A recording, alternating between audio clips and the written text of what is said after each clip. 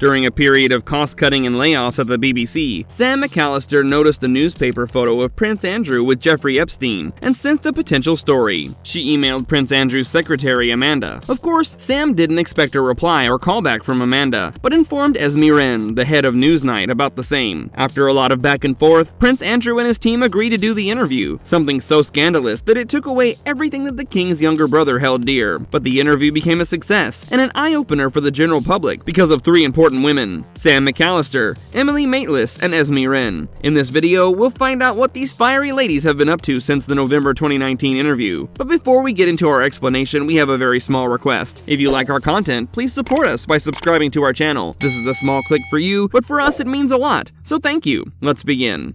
Sam McAllister. Sam McAllister reflected on the Prince Andrew interview in Tatler's April 2024 issue, and quite rightly called it a lesson in self-destruction. I mean, what the guy did in that interview was the TV version of a nuclear explosion. He didn't just tarnish his image, he ruined it beyond repair. So much that he now lives in a dilapidated house that needs repairs. And guess what? He's the king's younger brother. Sam was the booker for Newsnight, someone who got people to come to the interview, people who would be reluctant to do so. And Sam did her job well. She convinced the prince and his team that the interview would only do him good. He took the bait, and see where it landed him. I mean, she herself has admitted on several occasions that she was shocked to learn that the prince had agreed to go ahead with the interview. How could he not see that it was going to be a PR disaster? Anyway, McAllister and Emily Maitlis received the BBC News and Factual Award at the Women in Film and Television Awards in December 2021 in London. McAllister left BBC in 2021 due to reported dissatisfaction with her pay, which was said to be significantly less than Emily Maitlis. Sources noted that McAllister worked part-time, in contrast to Maitlis'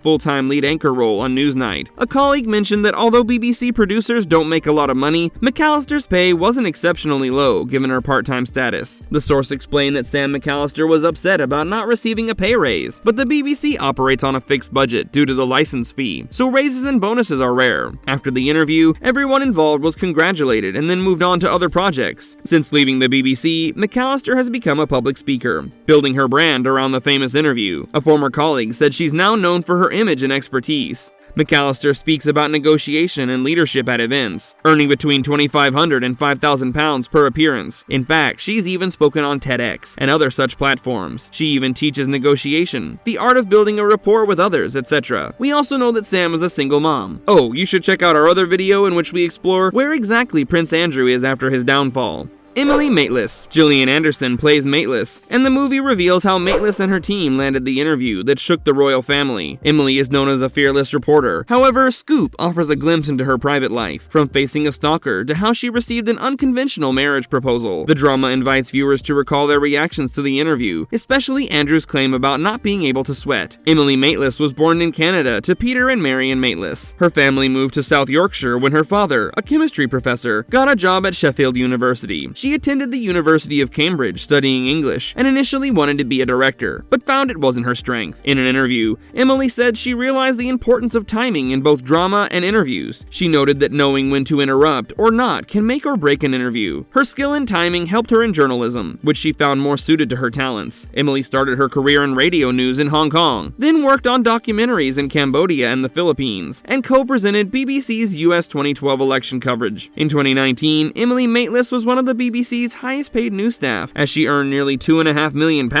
She co-hosted the BBC podcast Americast with John Sopel, focusing on the 2020 US election. The podcast, covering political analysis and interviews, was well received in the UK. After leaving the BBC, Maitlis joined Global to start a daily podcast and radio show with John Sopel, announced on February 22, 2022. At the 2022 Edinburgh TV Festival, she spoke about the dangers of journalists self-censoring against populist criticism. The news agent's podcast, started on August 30, 2022 by Maitlis, Sopel, and Lewis Goodall, initially discussed Donald Trump's FBI investigation. In May 2023, Channel 4 aired a two-part documentary with Maitlis about Prince Andrew's 2019 Newsnight interview. By November 2023, she was executive producing A Very Royal Scandal with Ruth Wilson and Michael Sheen as Maitlis and Prince Andrew, respectively. She's married to investment manager Mark Gwynn, and the couple have a couple of sons.